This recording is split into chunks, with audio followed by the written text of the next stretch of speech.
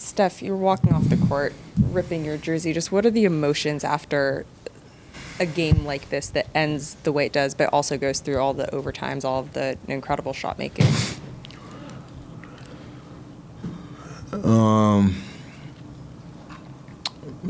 Our whole season, we've had, some tough breaks, some self-inflicted wounds, some games that, obviously you should have won, and there's disappointment walking on the floor, and like tonight is a night where you feel like you played well enough to win, almost like the SAC game, and again have nothing to show for it. We fought the whole way, stayed in it even when things weren't going our way, gave ourselves an opportunity. Goes down to the last possession 3 or 4 times, regulation, both overtimes, and it just shows that we really want it. We're playing with a little bit of desperation, trying to change the tide of our season, and just don't have nothing to show for it right now. Steph, you said the other night after the loss that you viewed that loss differently in terms of closing than some of your prior losses. How did you look at tonight with the 2 overtimes, but the inability to still close it out? It's the same vibe. Doesn't make it any better. It actually makes it worse. Like I said, played well enough, had a tough stretch in the middle of the fourth quarter, but you can see we were flying around, playing aggressive,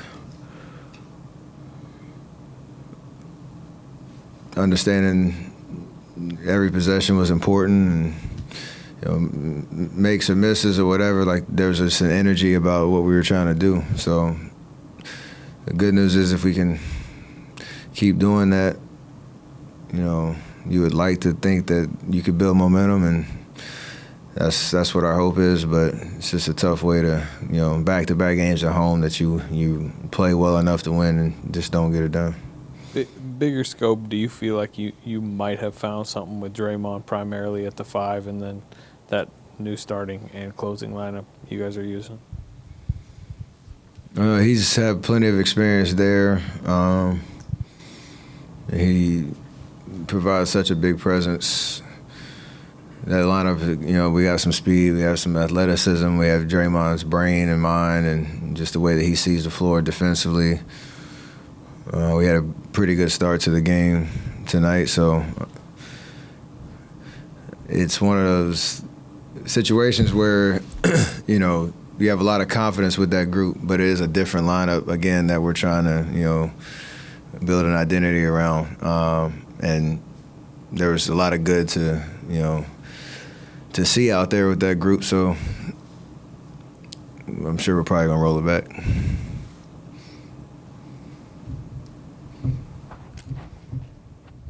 Steph, just curious, bigger question about the league. Had a lot of 70-point games lately. Used to be something very few and far between. We saw a lot of great offensive skill in this game. Why? What is your opinion on that? Why do you think we're getting more of these games than ever? Is it the offensive skill at the league being higher than ever, or other things? How do you see it? It's probably a combination of a lot. There's guys that know how to put the ball in the basket.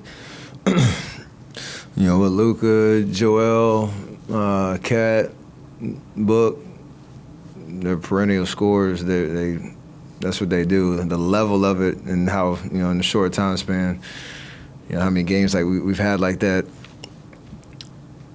I think, guys get hot, build confidence, the floodgates open, and, that's when the momentum kind of like they're obviously capable of doing that. It's interesting, though, like how the game is refereed and things like that. You've seen it a little bit tonight. It's hard to be as physical as you want with some of the patterns of how things are called. And guys are taking advantage of it. And, if you can obviously score at all 3 levels and get to the foul line, you're gonna have a night. So I think it's great for the league in the sense of showcasing skills sets and, the variety of how guys score. But there's some stuff to correct as well. Steve made sure to point out the free throw discrepancy, 43-16, and also that you only got 3 free throws in 43 minutes. How much do you feel like that tilted the game, and what played into all that? I mean, we've had this conversation, especially playing against them. They draw a lot of fouls. Last year they had some crazy, free throw disparity and advantage. Tonight is just one of those where it's just not consistent, and that's the most frustrating part. Because you want to be in a place where the players decide the game, and it's either the players decide the game or it's consistent on both ends of what you're calling. And so, not to say, obviously we shoot a lot of threes. I know that there's a different style, but there's probably 3 plays I was involved in where it just a clear bad call in the sense of giving guys unnecessary free throw attempts, and then on the other end, contact or plays that just they look the other way for whatever reason. So in a single game when you have inconsistency on both sides, that's the most frustrating thing of all. Doesn't mean that we're going to go to the line 58 times. It just means that there's a tone of the game and there's a flow that we can, adapt to and adjust to. And it wasn't like that tonight, so it's tough. Steph, LeBron said he hopes he'll be cool with his grandkids someday, the fact that he got to battle with you in so many games over the years. I mean, he plans to talk to his grandkids about all these thrilling games with you and hopes it makes him cool. Do you sense that these games will be something that you guys look back on years from now? Absolutely.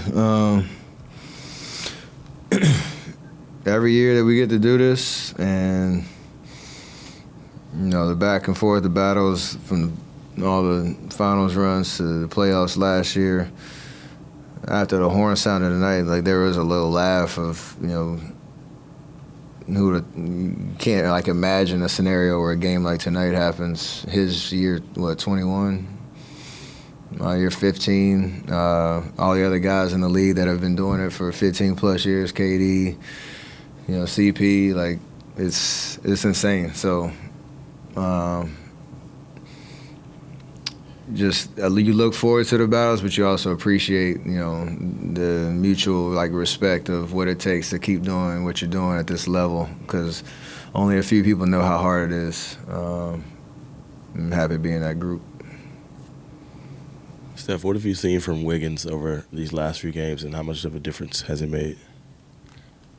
We just love aggressive Wiggs that's, obviously making his presence felt on the defensive end and taking what, is there on the offensive end. I think there's probably a little bit more opportunity to feature him on offense, especially with some mismatches and stuff. And especially when he has that aggressive nature to his game, it only helps us even more. So he's been through, obviously, a lot this year. Understanding, when he plays well, we're a much better team, and we obviously need that when he's out there. You guys have mentioned how many heartbreakers you've lost this year, but Steve came and said how optimistic he was after this one. Do you feel more positive threads to pull after something like this, despite how heartbreaking it was? I think you just stay in the moment, you feel the pain of it, and embrace it. But you need to find something again. It's all winning is contagious, and these last 2 games, if they go the other way, there's just a different vibe in our locker room, even if it's a 1-point win, and you're still oh, we can play better, we can do this and this. So the challenge is to not let the pain of it last until when we come back to practice, and get ready for Tuesday. We have to come with this, the same desperation and energy and competitiveness. Try to have a short memory, but losing sucks. It's the worst feeling in the world. And until you get over the hump, you kind of have to just sit in it, and that's where we're at. Steph, you seem to have good success taking Davis off the dribble, but I was curious if you were determined to take a three in the second overtime. Was that going to be Which play? The 3-pointer you made? Were you going to take that regardless to end it or not, or was that In the second overtime? Yeah. No, that was a read just because it was a catch and shoot. Draymond set a good screen. I turned around and saw Vanderbilt's on the ground. That's a shot I got to take.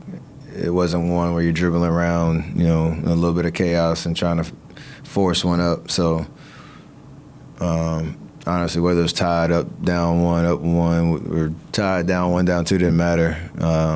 That was a shot I was going to take based on the way the play unfolded.